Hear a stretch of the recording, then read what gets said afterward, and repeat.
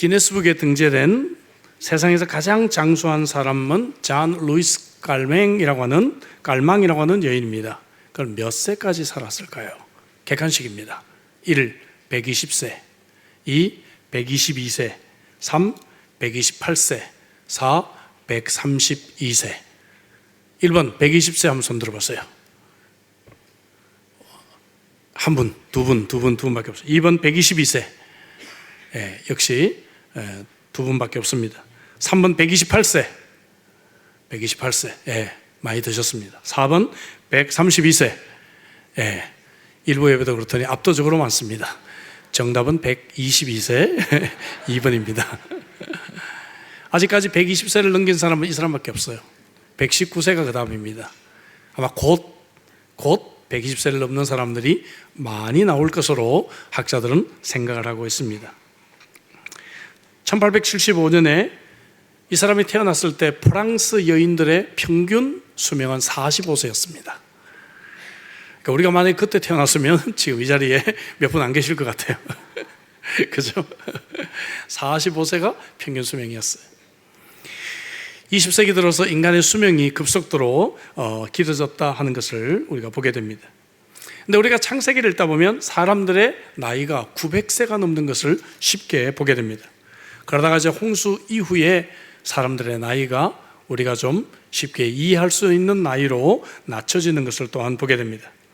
창세기 5장에 세세족보가 나오는데 4장에 가인의 이 후손이 악한 길을 갔던 것과는 달리 경건한 가정의 족보였습니다. 아담의 경건한 후손의 계보를 소개하면서 몇 세대까지 나온다 그랬죠? 10세대가 나온다 말씀드렸어요. 그리고 10세대 중에서 2명을 특별하게 성경이 다루고 있다. 기억나십니까? 한 명은 누구다? 지난주 설교했잖아요. 예? 한 명은 누구다? 에녹. 또 한 명은 누구다? 노아. 이제 오늘 설교하잖아요. 그죠? 예, 또 한 명은 노아입니다. 그리고 그 외의 사람들은 모두 그냥 자녀를 낳고 죽었다. 이런 이야기밖에 없습니다. 이 두 사람은 히브리서 11장 믿음의 영웅들의 기록에도 나오고 있습니다. 우리는 지난주에 에녹을 생각해 봤습니다. 경건한 가정의 후손으로 태어나서 세상의 심판을 외친 전도자였습니다. 하나님과 동행하며 죽음을 보지 않고 하늘에 올려가신 사람입니다. 300년 하나님과 동행할 수 있었던 것은 그가 무엇보다도 믿음의 사람이었고 거룩한 삶을 살았고 하나님의 뜻과 목적에 일치하는 얼라이먼트 되는 그러한 삶을 살았기 때문에 가능했다. 그래서 히브리서 기자는 이런 에녹과 같은 인생을 하나님이 기뻐하시는 인생이다, 그렇게 표현을 했습니다. 자, 오늘 이제 두 번째 인물인 노아를 좀 생각해 보기 전에 성경이 우리로 하여금 한 사람을 주목하게 합니다. 이 사람은 성경 퀴즈에서도 단골로 나오는 사람이에요. 어떻게 퀴즈를 하는가 하면은 성경에서 가장 오래 산 사람은 누구입니까? 누구죠? 머두셀라. 몇 살까지 살았습니까? 969세까지 살았다 하는 것이죠. 자, 우리가 지난주를 에녹에 대해서 말씀하면서 언급하지 않은 의도적으로 빠뜨린 것이 하나 있어요. 그것은 뭔가 하면은 바로 이 머두셀라와 관련된 것입니다. 5장 22절에 보면 에녹이 머두셀라를 낳고 난 뒤에 300년을 하나님과 동행하며 자녀를 낳았다, 그렇게 말씀하고 있어요. 근데 여기 에녹이 하나님과 동행하게 된 어떤 계기를 뭐라고 설명하는가 하면은 누구를 낳기 때문에? 머두셀라를 낳기 때문에. 그러니까 이 말씀은 에녹이 머두셀라를 낳고 난 뒤에 정신이 번쩍 들어서 그때부터 하나님과 동행하게 됐다, 그런 의미예요.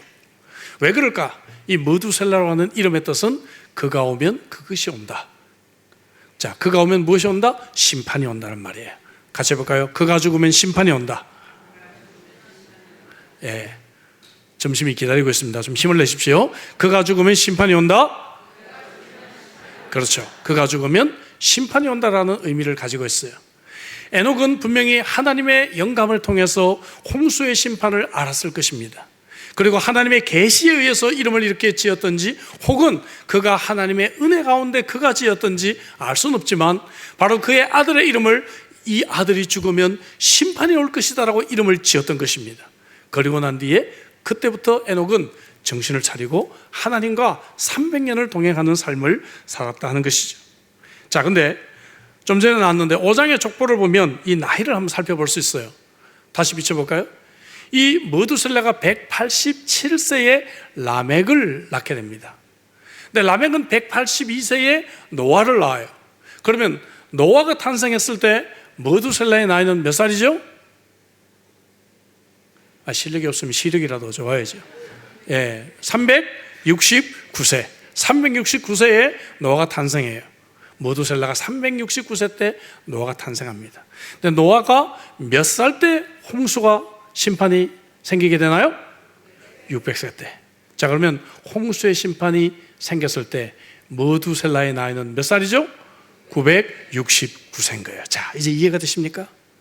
그러니까 머두셀라의 이 나이는 969세는 단지 성경 퀴즈용으로 하나님이 이렇게 넣어주신 것이 아니라 하나님께서 홍수 심판을 해야 되는데 이 인류를 보시면서 참으시고 기다리시고 인내하시고 또 기다리시다 보니까 이 홍수의 심판을 연기하시고 기다리다 보니까 머두셀라가 이 세상에서 가장 오래 살게 된 사람이 되었다 하는 것입니다.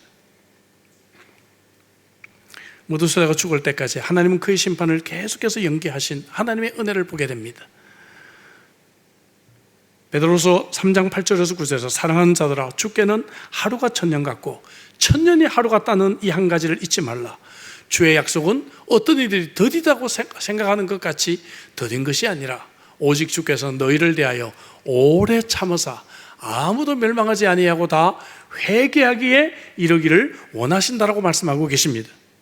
죄 짓는 사람이 지금 끙끙거리며 살면서 하나님 어디 계시냐 나와보라 그래. 하나님 계시면 내가 이렇게 죄 짓고 사는데 어떻게 내가 이렇게 형통하게 잘 살 수가 있어 라고 이야기를 하지만, 그러나 성경은 무엇이라고 얘기하는가 하면은 하나님께서 저런 사람들도 회개하고 돌아올 수 있도록 아직 하나님이 참으시고 기다리시고 인내하고 계신다고 말씀하고 계시는 것입니다. 오늘 본문은 먼저 노아의 홍수 이야기를 준비하기 위해서 악이 절정인 세상에 대해서 설명을 합니다. 그런데 경건한 자들이 불경건한 자들과 연합이 되었다는 것을 시작을 합니다. 2절 볼까요? 하나님의 아들들이 사람의 딸들의 아름다움을 보고 자기들이 좋아하는 모든 여자를 아내로 삼는지라 했습니다. 여기 동사만 우리가 보게 된다면 보고 좋아하고 삼았다.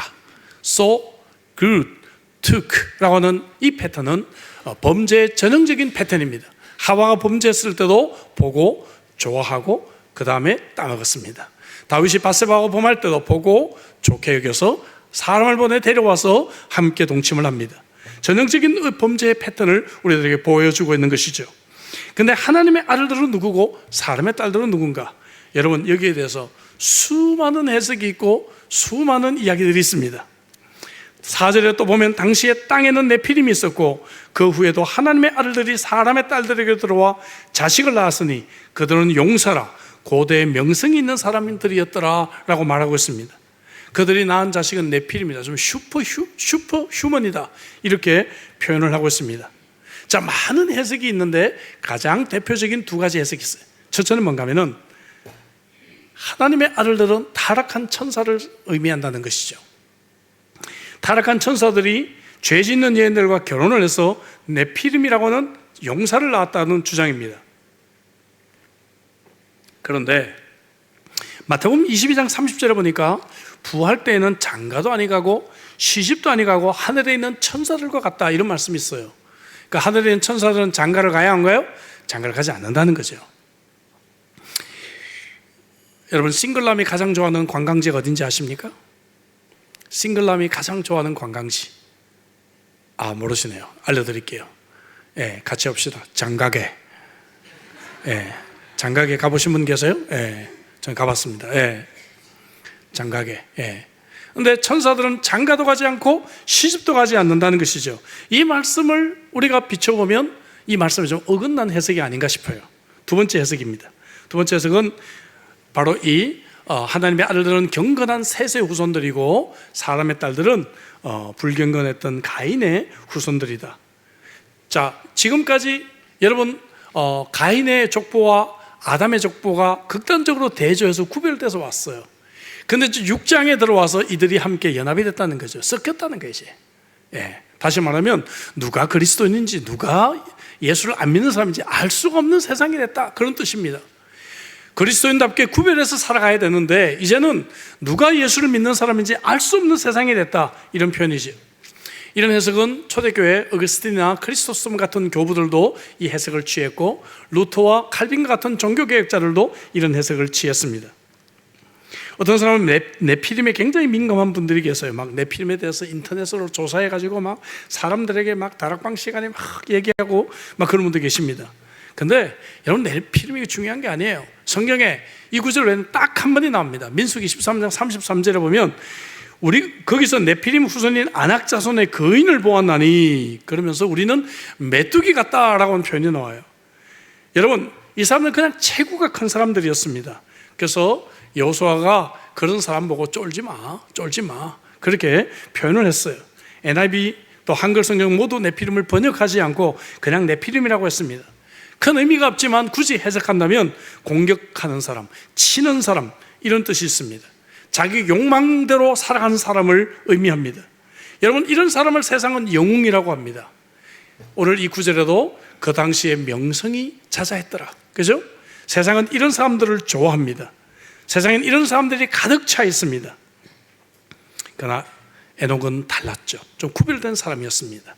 그가 하나님과 동행했던 것은 거룩한 삶을 살기 때문이라고 지난주 말씀을 드렸어요. 거룩한 삶은 세상과 구별된 삶입니다. 거룩하지 않은 사람은 하나님은 잠시도 동행할 수가 없어요. 그런데 이제 하나님을 경외했던 경건한 사람들이 죄를 짓는 것이 아주 일상인 사람들과 함께 놀고, 함께 사업하고, 함께 연애하고, 심지어 함께 결혼하고 이러면서 세상은 악이 절정인 상태가 되어버렸다는 것입니다. 그리고 하나님의 인내는 드디어 바닥을 치게 되었습니다.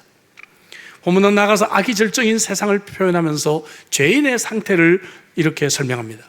5절 볼까요? 여호와께서 사람의 죄악이 세상에 가득함과 그의 마음에 생각하는 모든 계획이 항상 악하다고 말씀하십니다. 여러분, 이 구절같이 성경은 항상 우리의 외적인 행동뿐만 아니라 내적인 그러한 동기를 깊이 보십니다. 마음으로 생각하는 죄를 더 무섭게 취급합니다. 사람을 죽이지 않아도 미워하면 살인자라고 말씀하십니다. 우리는 살인을 했기 때문에 저 사람 살인자야 라고 말하지만 하나님은 우리가 살인자이기 때문에 살인을 하게 된다라고 하나님은 설명하고 계십니다. 더더군다나 사람의 모든 계획이 항상 악하다라고 강조합니다. 이런 죄악된 마음의 지배로 인해 우리의 계획이나 행동 어느 것 하나 선한 것이 없어요. 가난하게 태어나면 부모들이 이런 얘기를 합니다. 과거에는 인간이 악하다, 죄인이라는 말을 믿지 못했는데 이 아기를 보니까 참 인간은 태어날 때부터 죄인이다, 그렇게 우리 엄마들이 많이 호소를 합니다. 그죠? 엄마 생각 조금도 안 해주잖아요. 인간은 자기밖에 모릅니다. 바울은 로마서 3장 10절부터 18절에서 죄인인 인간의 상태를 이렇게 표현합니다. 같이 큰 소리를 읽어보겠습니다. 다 같이. 기록된 바 의인은 없나니 하나도 없으며 깨닫는 자도 없고 하나님을 찾는 자도 없고 다 치우쳐 함께 무익하게 되고 선을 행하는 자가 없나니 하나도 없도다.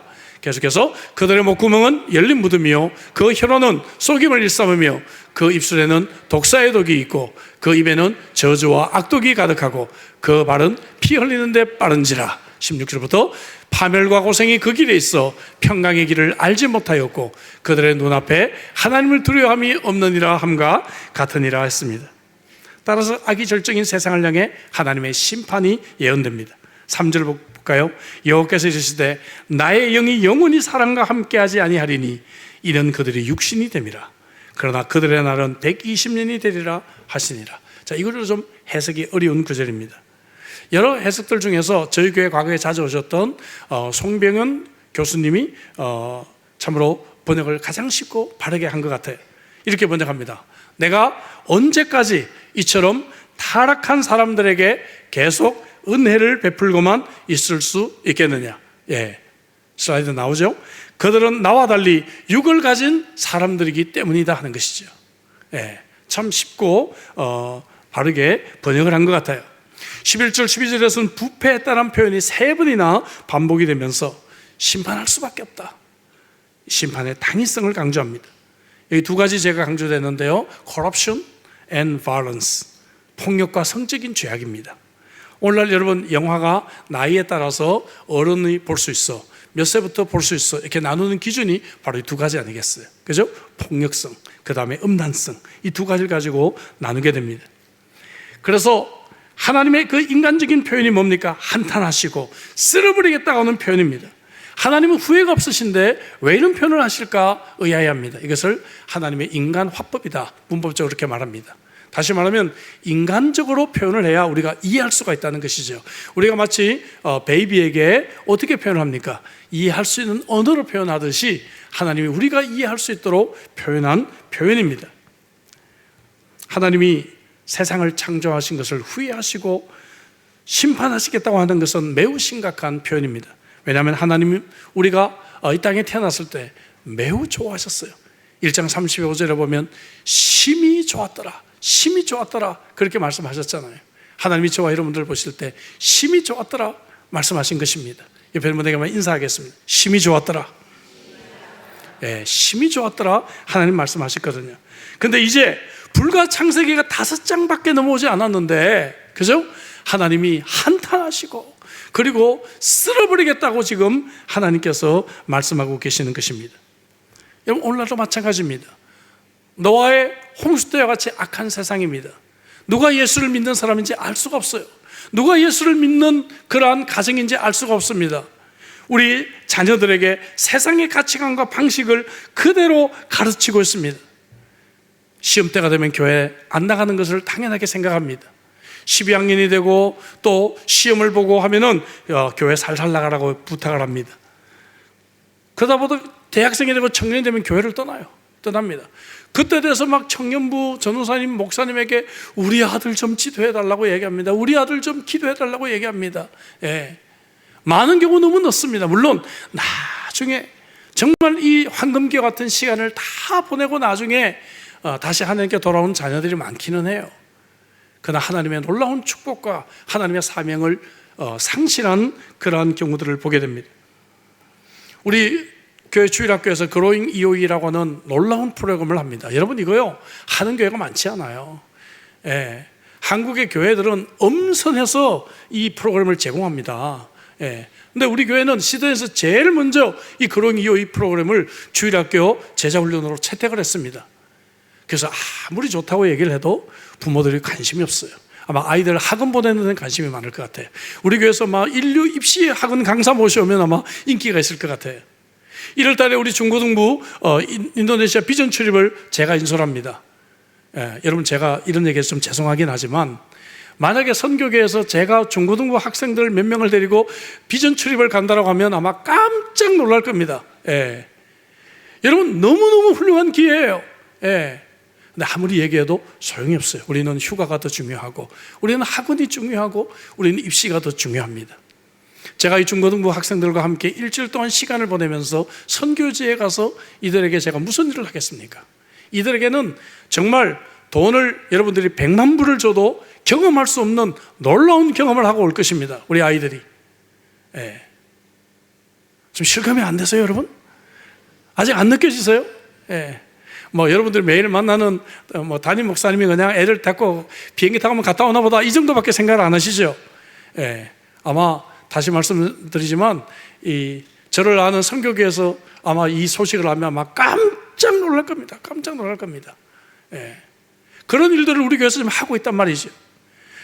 아직 제가 기도 중에 있지만 2027년도에는 7월 달쯤에 제가 우리 중고등부 청년들을 좀 데리고 한국에 성지순례를 할까 좀 기도하며 준비 중에 있습니다. 왜냐하면 제가 이들에게 줄 수 있는 것이 뭔가, 그죠? 이들에게 우리 한국이 어떻게 기독교가 들어왔고, 우리의 선조들이 어떻게 하나님을 믿었고, 우리는 그 신앙의 유산을 가지고 있다는 것을 이 아이들에게 좀 가르쳐주고 싶은 마음이 있어요. 배울 게 너무너무 많거든요. 그리고 우리 한국은 선교 역사에서 정말 원더풀한 나라였거든요.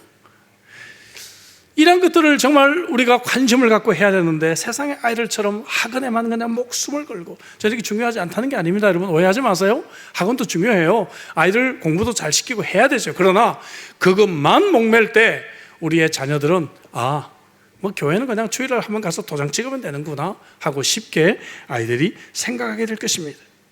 우리는 이 약한 세상 속에서 우리의 자녀들이 노아처럼 좀 구별되고 차별된 삶을 살 수 있도록 이 자녀들을 교육하시기를 주의 이름으로 축복합니다. 자, 본문이 악의절정인 세상에 대해서 말하다가 한 줄기 빛을 비춰줍니다. 그것은 의인 노아를 소개하는 것입니다. 노아가 태어났을 때 아직 조상 중에 6명이나 무려 살고 있었습니다. 에노스, 게난, 마할랄렐, 야렛, 머두셀라, 라멕. 머두셀라의 아버지 누구죠? 또 금방 잊어버렸어요. 머두셀라의 아버지 누구예요? 에녹. 에녹은 어디 갔을까? 중간인데 에녹은 하늘로 올라갔다라고 지난주에 말씀드렸죠. 그래서 에녹은 없고 조상 중에 6명이 아직 살고 있었어요. 야, 이런 경건한 6명의 선조들이 있는 집안의 자녀, 잘 될까요? 안 될까요? 잘 될 수밖에 없겠죠. 잘 될 수밖에 없겠죠.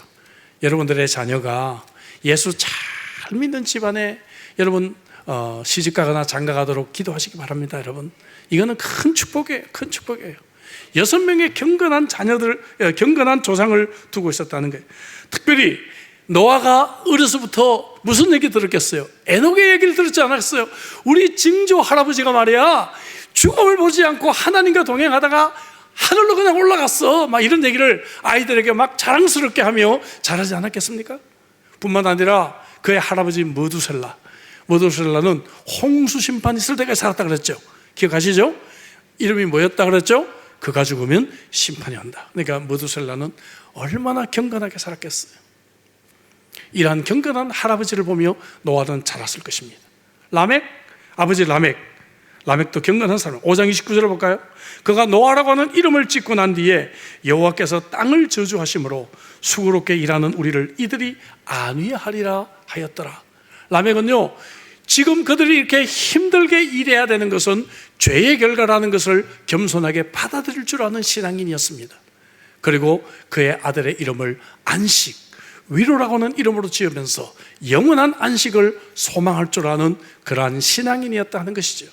노아가 여러분 이 아버지께서 지어주신 이름을 생각하면서 이 땅이 우리의 소망의 전부가 아니고 먼 하늘나라 천국에서 영원한 안식과 영원한 쉼이 있는 것들을 그들은 소망했을 것입니다. 얼마나 신앙적인 이름이에요. 여러분들의 자녀들을 이처럼 신앙의 이름으로 여러분 좀 지으시기를 주의 이름으로 축복합니다. 어제 어렸을 때는 우리 어른들이 이름을 뭐라고 지었어요? 그죠? 예, 뭐 딸그만도 있고, 그죠? 말자도 있고, 여성들의 이름은 뭐 부자도 있고, 그죠? 참 이렇게 이름을 지었어요.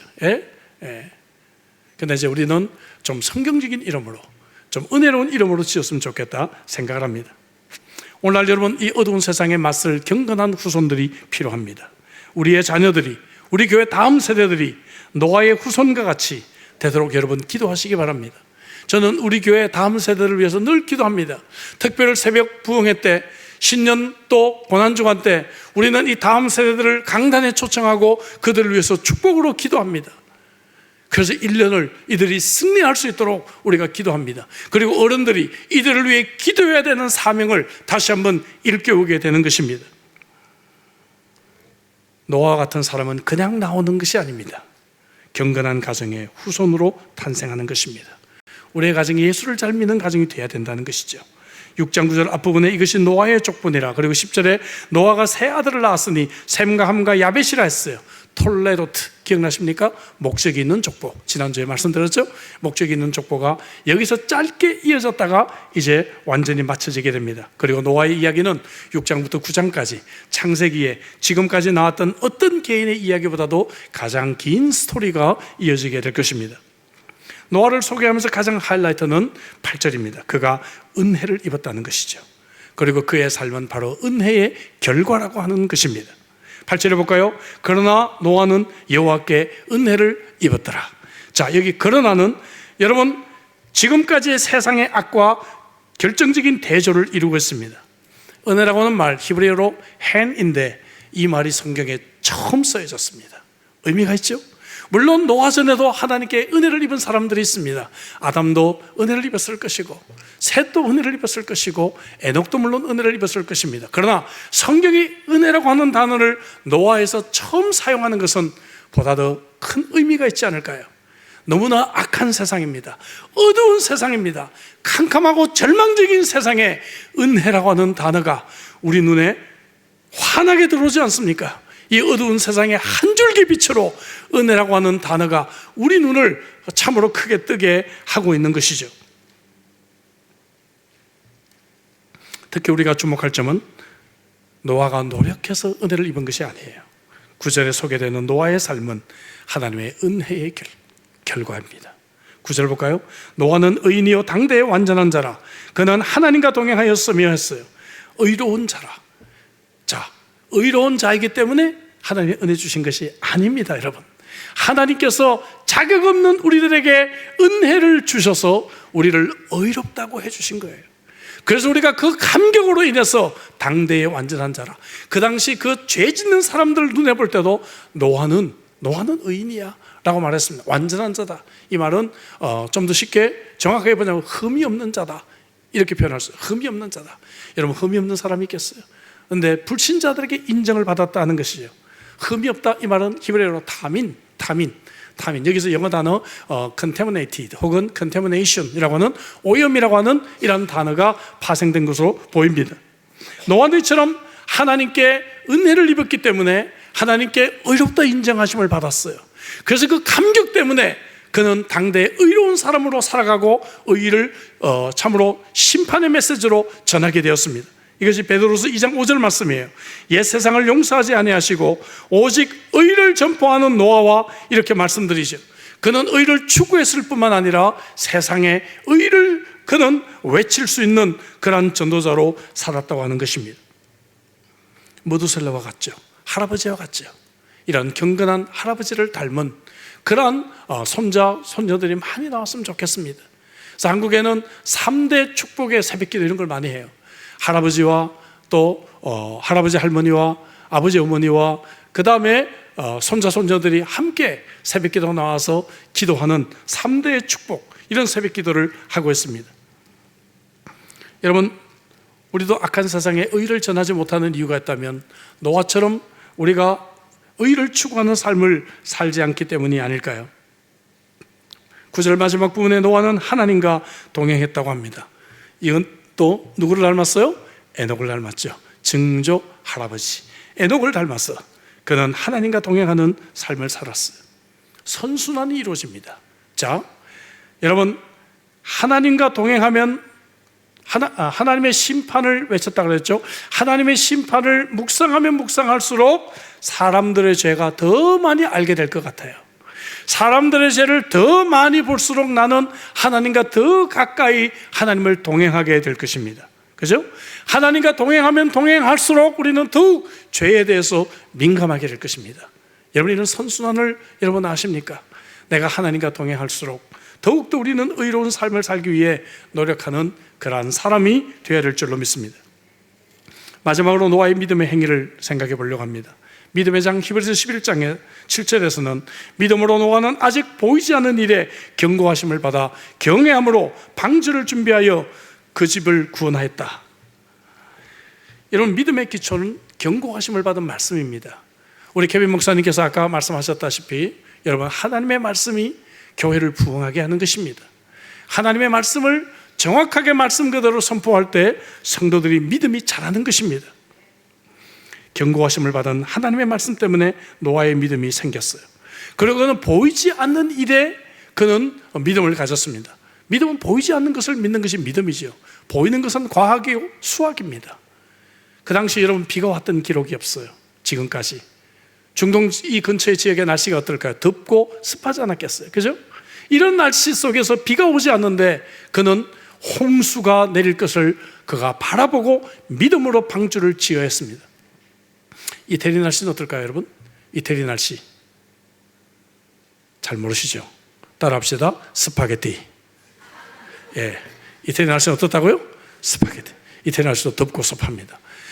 그런 것처럼 이 중동 지역의 날씨가 덥고 습하게만 하지 비는 전혀 기미가 없는데 홍수가 올 것을 생각하면서 120년 동안이나 이 방주를 지어야 됐다는 것이죠. 여러분, 배가 있으신 분 계신가요? 돈덩어리입니다. 배가 있는 분들은 진짜 돈이 많아요. 그래서 영어 말에 이런 말이 있어요. 뭔가 하면은 배를 사지 말고 배가 있는 친구를 사귀라. 배를 사면 전부 돈이니까. 이 배를 근데 지어요. 얼마나 많은 비용이 들겠어요. 그렇죠? 예. 그것도 120년 동안이나 120년 동안이나 아마 전 재산을 들여서 이 배를 지어야 될 것 같아요. 얼마나 노동을 많이 해야 합니까? 지금이야 뭐 용역시켜가지고 건축업자들 조성소에서 짓는다 그러지만 이 당시에는 노아와 그의 가족들이 망치를 들고 여러분 직접 이 배를 만들지 않았겠어요? 예? 그러니까 노아의 아들들은 아빠 이거 언제까지 해야 돼? 예? 아빠 이거 나 빨리 학원 가야 되는데, 아빠 나 빨리 태권도 가야 되는데, 아니 이거 언제까지 해야 돼? 그러면서 불만을 했을 것입니다. 근데 뭐라고 얘기합니까? 야 잔소리 말고 지어. 심판이 올 거야. 언제? 아마 한 120년 뒤에. 이게 지금 가능한 얘기냐는 거예요. 예? 그리고 세상 사람들 얼마나 조롱했겠어요. 예? 학교 가면 노아의 아들들이 아빠 학교 가니까 친구들이 너 뭐 하다 왔냐? 너희 집은 뭐 아버지가 배를 짓는다며 홍수가 난다며 조롱을 받았을 것입니다. 보이지 않는 일에 믿음을 가지고 그가 이 방주를 지었다라고 말합니다. 우리는 다음 주에 이 방주에 대해서 좀 더 생각을 해보겠지만 방주를 짓는 것은 동화가 아닙니다. 방주를 짓는 것은 그냥 재미있는 스토리가 아닙니다. 엄청난 희생이 따르는 것이었습니다. 실천이 따르는 것이죠. 야고보서 2장 17절 이와 같이 행함이 없는 믿음은 그 자체가 죽은 것이라 했어요. 오늘 얼마나 많은 성도들이 하나님의 말씀을 동화처럼 생각하지 몰라요. 아 오늘 설교 참 재미있었어. 아 오늘 뭐 설교 뭐 은혜 됐지. 그리고는 예배가 끝나는 것과 동시에 우리는 스위치를 끄고 우리의 삶으로 돌아가 버립니다. 우리는 얼마나 하나님의 말씀을 듣고 이 말씀을 실천하며 적용하며 살아가고 있습니까? 노아는 은혜를 입은 사람이었습니다. 은혜를 입은 사람은 자기가 받은 이 은혜를 멈출 수가 없어요. 그리고 오늘 받은 이 말씀을 가지고 삶 속에 실천하는 사람입니다. 옆에 있는 사람에게 인사합시다. 은혜를 입은 분입니다. 우리는 은혜를 입은 분입니다. 잊지 마시기 바랍니다. 그동안 우리는 해야 될 일이 있어요. 홍수 심판은 지금 성도들에게 다가올 최후의 심판의 그림자입니다. 족보에 나오는 모든 사람들이 죽었다 기록했듯이 여러분 우리가 예수님의 재림을 기다리지 않고도 오늘 밤이라도 주님이 내 인생을 데려가신다면 우리는 이미 최후의 심판을 우리는 만나게 됩니다. 따라서 우리는 죽음을 이기시고 부활하신 예수 그리스도를 믿음으로 이 최후의 심판을 준비하는 삶을 살아야 할 것입니다. 이것이 오늘 이 본문에 기록된 마지막 때를 위한 레슨인 것입니다. 예수님도 이런 가르침을 주셨습니다. 마태복음 24장 37절부터 39절에 같이 읽습니다. 다 같이 노아의 때와 같이 인자의 임함도 그러하리라. 홍수 전에 노아가 방주에 들어가던 날까지 사람들이 먹고 마시고 장가들고 시집가고 있으면서 홍수가 나서 그들을 다 멸하기까지 깨닫지 못하였으니 인자의 임함도 이와 같으리라 했습니다. 여기도 장가가는 게 나오네요. 예, 장가고 시집가는 게 나쁜 건 아니죠. 그러나 일상생활에만 몰두해서 은혜를 입은 자로 살아가지 못했다 그 말입니다. 여러분 은혜를 입은 자로 살아가시기를 주의 이름으로 축복합니다. 여러분 이런 그림을 한번 그려볼까요? 제가 만약에 영화 감독이라면 이런 한번 정말 영화를 만들어 보고 싶습니다. 방주가 지어지는 그 과정에 따라서 머두셀라와 노아 같은 사람들이 얼마나 더 긴장하며 살아갔을까. 그래서 야 이제 방주의 바닥이 다 완공되었네, 심판대가 다가오고 있네, 그러면 더 정신을 차렸을 것 같아요. 그리고 이제 방주의 외벽이 다 완성됐어, 이제 정말 얼마 남지 않았어, 더 긴장했을 것입니다. 이제 정말 문짝만 달면 방주가 완공이 돼요. 그러면 초긴장 상태로 살았을 것입니다. 여러분 제 말이 이해가 되십니까? 근데 우리가 나이가 아까 평균 연령 45세라고 했는데요, 나이가 50이 되고 60이 되고 70이 됐는데 왜 우리들에게 이런 긴장이 없을까요? 주님을 만날 날, 그 최후의 심판 앞에 우리가 다가갈 날이 정말 얼마 남지가 않았습니다. 여러분, 베드로 사도는 우리들에게 이런 가르침을 줍니다. 베드로서 3장 10절부터 14절입니다. 같이 큰 소리를 씁니다. 다 같이. 그러나 주의 날이 도둑같이 오리니 그날에는 하늘이 큰 소리로 떠나가고 물질이 뜨거운 불에 풀어지고 땅과 그 중에 있는 모든 일이 드러나리로다. 이 모든 것이 이렇게 풀어지리니 너희가 어떠한 사람이 되어야 마땅하냐. 거룩한 행실과 경건함으로 하나님의 날이 임하기를 바라보고 간절히 사모하라. 그날에 하늘이 불에 타서 풀어지고 물질이 뜨거운 불에 녹아지려니와 우리는 그의 약속대로 의가 있는 곳인 새하늘과 새 땅을 바라보도다. 그러므로 사랑하는 자들아, 너희가 이것을 바라보나니 주 앞에서 점도 없고 흠도 없이 평강 가운데서 나타나기를 힘쓰라. 아멘이십니까 여러분? 흠도 없고 점도 없이 하나님 앞에서 정말 경건한 자로 살아가기를 힘쓰라고 말씀하고 있습니다. 세상이 점점 더 악해져 갑니다. 빌리그레임 목사님은 1980년대에 미국을 향해서 설교하면서 이런 말씀을 했습니다. 하나님이 만약 지금 미국을 심판하시지 않는다면 소돔과 고모라에 사과하셔야 된다. 이런 표현까지 했습니다. 1980년대 미국이 그처럼 악했다면 오늘 2020년대 오늘 이 세상은 얼마나 더욱 악한 세상입니까? 이 악한 세상을 바라보십시오. 그리고 우리는 노아처럼 은혜를 입은 사람으로 살아가시길 바랍니다. 이것이 오늘 말씀을 통해서 우리에게 주신 마지막 때의 레슨입니다. 이 말씀을 가슴에 품고 승리하시는 주의 복된 여러분들이 되시기를 주의 이름으로 축복합니다. 기도하십시다. 주신 말씀 가지고 우리 기도하죠. 악한 세상을 봅니다. 여러분들의 자녀들을 네피림으로 만들고 있습니까? 아니면 노아로 만들고 계십니까? 한번 여러분들이 진지하게 생각해 보세요. 여러분들의 자녀들이 네피림이 되기를 그렇게 원하십니까? 세상에서 공부 잘하고 똑똑하고 그리고 돈 잘 벌고 좋은 가문에 시집 가고 큰 집 사고, 그러면 여러분들의 자녀가 네피림이 되기를 지금 원하고 있는 것입니다. 여러분들의 자녀가 노아가 되기를 소망해 보십시오. 여러분, 경건한 후손들은 세상에 뭔가를 했다는 기록이 별로 없어요. 근데 노아의 후손들은 세상에 철도 만들고 그죠? 용사가 되기도 하고 세상에서 뛰어났다고 말하고 있습니다. 저는 예수 믿는 사람이 세상에서 뛰어나지 말란 말이 아닙니다. 그렇게 해석하면 안 돼요. 그러나 여러분, 우선순위가 그죠? 우리가 세상에서 뛰어난 것만 추구하다가 더 중요한 것들을 우리가 상실하게 된다는 것입니다. 아무리 좋은 것들을 교회에 가져와도 자녀들은 여전히 입시, 학원, 그죠? 이런 데만 몰두되어 있는 우리 학부모들을 보게 됩니다. 안타깝습니다. 여러분, 자녀들이 네피림이 되기를 그렇게 원하십니까? 아니면 노아 같은 자가 되기를 원하십니까? 오늘 이 경건한 후손들의 삶을 우리가 보았습니다. 노아의 믿음을 보았습니다. 여러분, 우리가 남은 인생 이렇게 살기를 우리 결단하며 우리 함께 기도하십시다. 늦었다고요? 괜찮아요. 지금부터라도 괜찮아요. 자녀 교육 망쳤다고요? 괜찮아요. 지금부터라도 달라지면 자녀들은 지금의 나를 보고도 도전을 받습니다. 또 배웁니다. 특히 손자, 손녀들이 경건한 할아버지, 할머니를 통해서 믿음을 배울 것입니다. 우리 주신 말씀 가지고 우리 한번 간절하게 결단의 기도로 나가겠습니다. 기도합니다. 하나님, 그렇습니다.